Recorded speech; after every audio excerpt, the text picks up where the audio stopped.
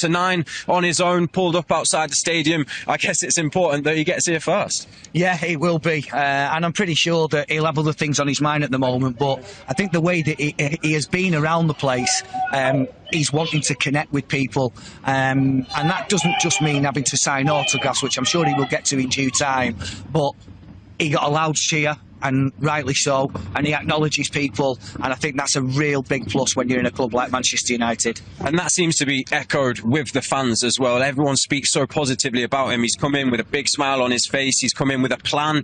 He's focused on that plan. He said that he's not going to come in and try and find the missing piece here at Manchester United that's been missing with Josie, Eric, Louis, all the previous managers. He said he's going to come in with his own mindset and do it his way. Yeah, of course he will, and so he should. You know, he's been a coach for a long time, and he's been a successful coach, albeit he will very fast be learning that coaching in Portugal is very different to coaching at Manchester United in the Premier League. But I love his demeanour, I love his enthusiasm, I love the fact that he is wanting right from the start to implement his own ideas and the structure of how we play and the formation of the team and the personnel that he's going to use, and that is important, that you do have that in your mind when you're at a club like this that pretty much demands immediate success. And what I mean by that is not winning trophies and winning leagues, but getting on the path to doing that, because we've been too far away from that for too long. And we've seen him experiment already, trying different players in different positions to see what works and see what fits. Antony's arrived also here. He's going to be an interesting player to see where he could fit into this lineup. Obviously, we saw him on Thursday night playing in that wing back, a position he's probably not too familiar with. What do you think to him in that position? Do you think it could work? I think it could work if perhaps he's given a chance to play on the other side and use his stronger foot. In a wing-back system, you are relying on getting the ball wide, and you're relying heavily on your wing-backs. And sometimes when you've been used to playing as an inverted sort of winger or front forward, then it's not always that easy. But if you put him on his natural side with his natural foot to be able to use his pace and his work rate, he will get up and down. There's no two ways about it. But maybe see what he's like getting up and down on his natural side with his natural foot and see what he can deliver from a forward perspective then. Well, it's interesting you say that, because we have been using right-footed players in that left wing back position, such as Diogo Dalot, who Ruben has spoken about in his pre-match press conference, saying how good of a player he is when you can have someone who plays different positions. But he did say his most natural position is on that right-hand side, and that's where he can be the most effective. Yeah, I think that's exactly right. In that sort of a system, when, like I said, you do heavily rely on your wing-backs and not just being able to defend, but when you get into the final third, be able to deliver. And very often that means getting the ball wide and getting crosses into the box quickly. You don't want to be frustrating your forwards or the people in the box by keep chopping back onto your favoured foot. Sometimes it's touch and it's in, and with Diogo Dalot, he's perfect for that. And how brilliant is this, by the way? He arrived about 20 minutes ago, I think, and he's stopped and spoken to as many people as possible. The smiles on the fans' faces after he has spoken to them. But yeah, very interesting point about what you're saying about him on the right-hand side. So could you see Antony then playing on the left? I think he needs to be given an opportunity to play in there. It's a different position to the one that he's been used to playing in the 2 and a bit years that he's been here. So yeah, I think if we are going to see the best of Antony in this system, it will mean him playing on his natural side. We're going to move on now to Manuel Ugarte, a player who's had experience of playing with Ruben in the past at Sporting, which is perhaps where he made a name for himself. Another important player when he signed it in the summer. Didn't quite hit the ground running. We've seen positive performances from him. He's picked up a couple of knocks, missed a couple of games.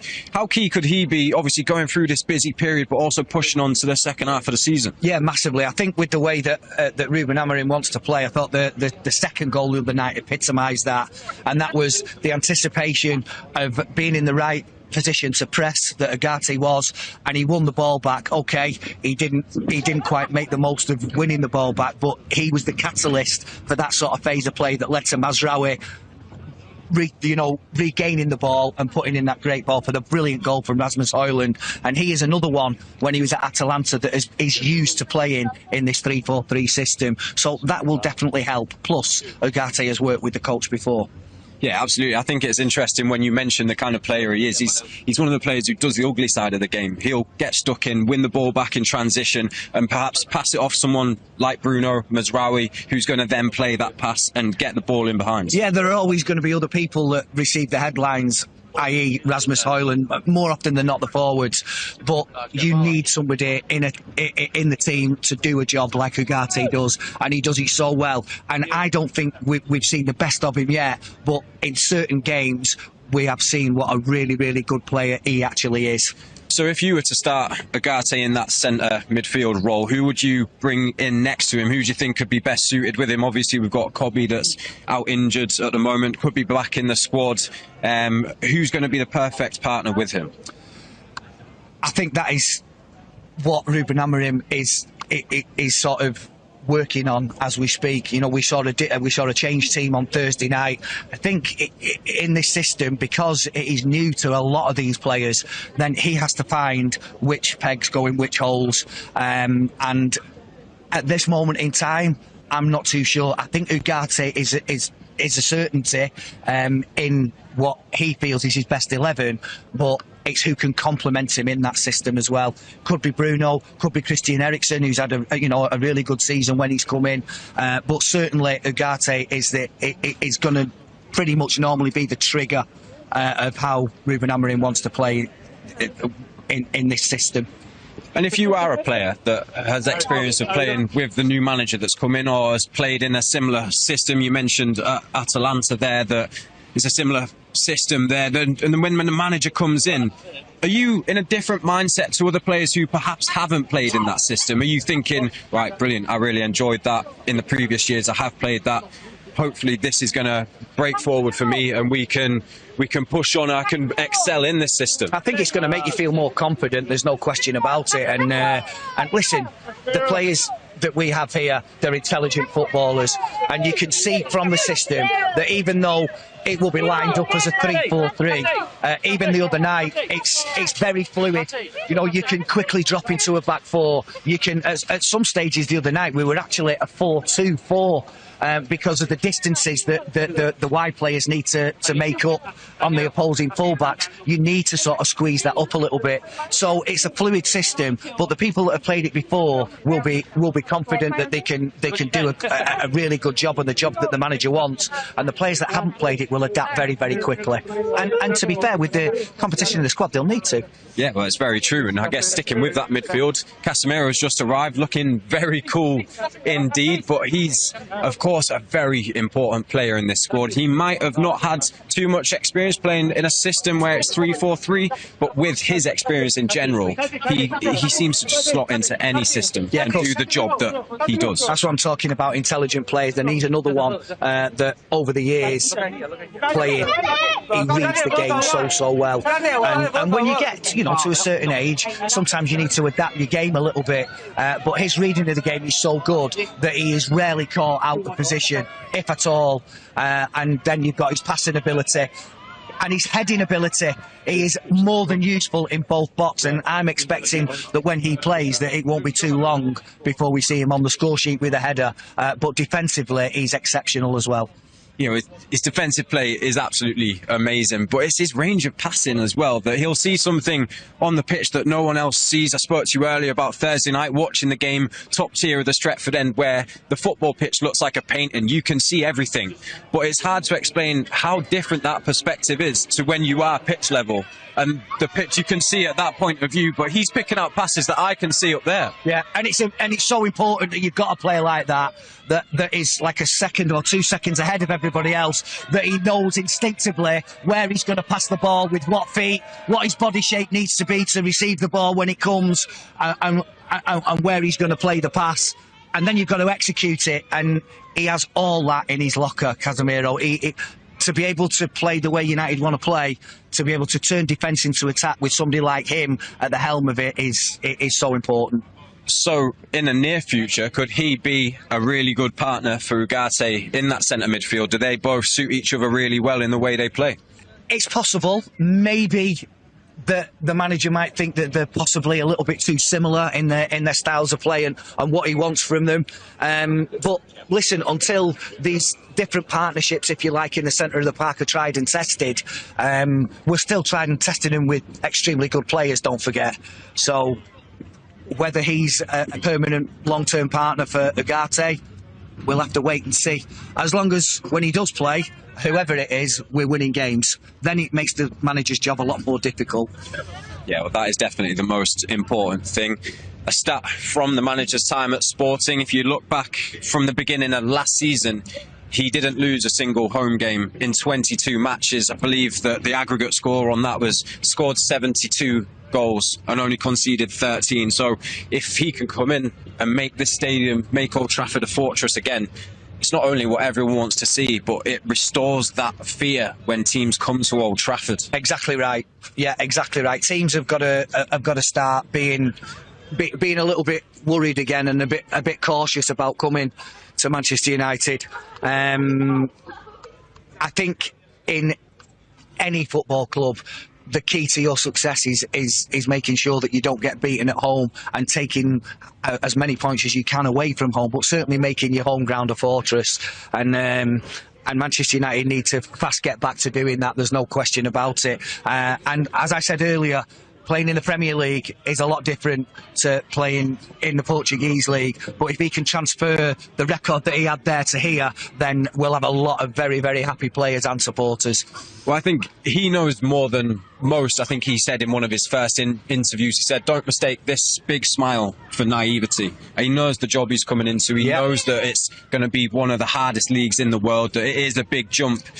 And it's interesting, it's refreshing to see him say it how we're seeing it. Basically, saying that we know this is the biggest league in the world, the biggest club in the world, and he knows the challenge he's coming into. Yeah, of course he does, and he will have realised that very, very quickly when we played Ipswich last week. He was second from bottom of the league, and I think... I agree with you. I think he knew anyway, but I think that just compounded it, that this is a very, very tough league. Whether you're playing Liverpool, who are at the top, or Southampton, who are at the bottom, it's a very, very tough league. And he'll get to grips with it, I'm pretty sure, because I can see the levels of confidence and the levels of belief that he has in himself. Yeah, it's absolutely spot on. I feel like the way he has spoken in his interviews beforehand restores a lot of faith in not only the fans but the players. He seems to be protecting the players. We saw Rasmus Højlund Thursday night, starts the game, scores 2 goals and almost should have had the first one as well when Garnacho came in and had a little tapping. I'm sure you'll know as a forward you've seen some of that, but he looks to have brought a new energy to his game. Yeah, he does.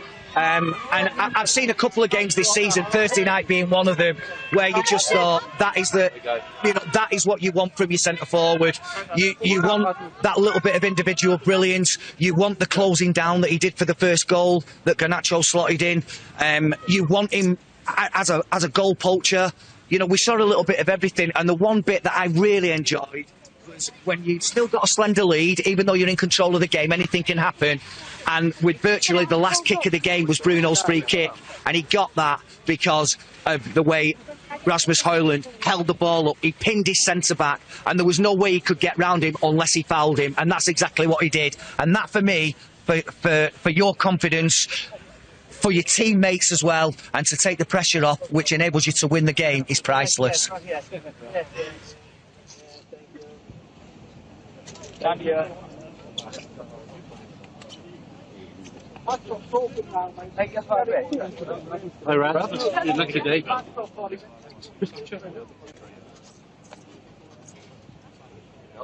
Good luck today, mate.